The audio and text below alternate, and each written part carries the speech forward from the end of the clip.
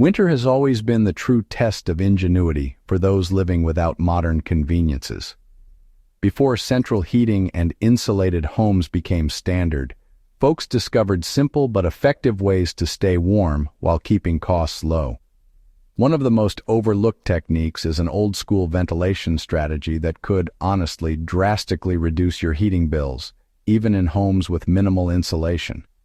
This is a practical approach that our ancestors used and, well, it's worth reviving for anyone serious about energy efficiency and historical survival skills. Warm air rises and cold air sinks. This is the fundamental principle that historic households leverage to maintain a stable indoor temperature. In many older homes, drafty windows and uninsulated walls weren't just a nuisance, they were an opportunity. By carefully managing where and when air entered and exited a room, preppers and historical families could create a constant cycle of warm air movement without relying on additional fuel. This wasn't guesswork, it was observation and discipline honed over decades. The key is not to eliminate drafts entirely, but to control them strategically. One technique was simple: slightly crack upper windows on the sunny side of the house during the day, while keeping lower windows on the opposite side closed. This encouraged a natural airflow that circulated warm air from the sunlit walls through living spaces and out higher vents, pulling cold air up and out in a manageable way. Historical records from early 20th century farms and boarding houses show families would keep small vents or transoms above doors open to allow warm air to move between rooms, preventing pockets of cold while using less fuel. Another overlooked trick involved temporary barriers near cold exterior walls. Instead of attempting to insulate the entire home, families would position their beds a few inches from the wall, then hang thick drapes or blankets between the bed and the wall.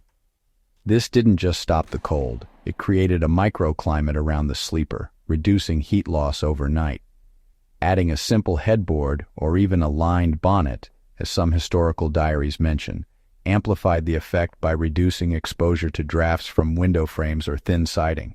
You're not changing the whole room's temperature, you're strategically controlling the environment where warmth matters most. Fireplaces and wood stoves were not just heat sources, they were tools for managing air movement. Early households often kept doors slightly ajar to draw warm air from the stove to adjoining rooms. Conversely, closing doors to unused areas concentrated heat where it mattered.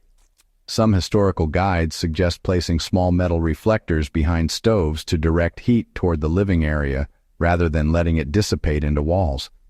These simple adjustments required no extra insulation, only an understanding of how heat could be channeled naturally. While full wall insulation was rare in pre-modern homes, ceiling-to-floor drapes over windows or along cold walls acted as thermal buffers. Unlike today's decorative curtains, these drapes were thick and heavy, sometimes layered with fabric scraps. They didn't stop airflow completely, but slowed cold air from mixing with warm air in the center of the room. This technique could be especially effective in rooms with windows facing prevailing winter winds. Closing these drapes at night retained heat that might otherwise escape through uninsulated glass or siding.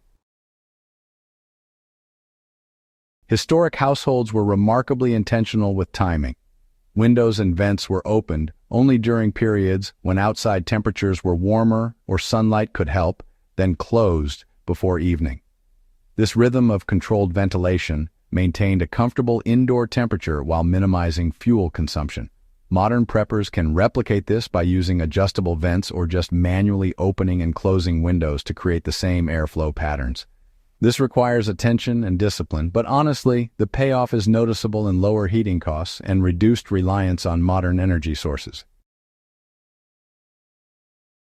Another historical strategy was prioritizing warmth in occupied spaces. Not every room was heated equally. Families would focus ventilation and stove placement in main living and sleeping areas while leaving storage rooms cooler.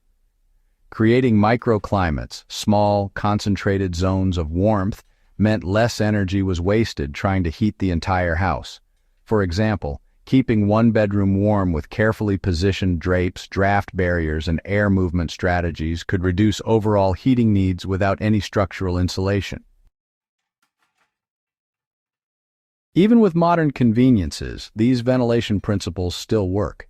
In a cabin or older home, slightly opening top-level windows while keeping lower-level windows closed can circulate heat efficiently.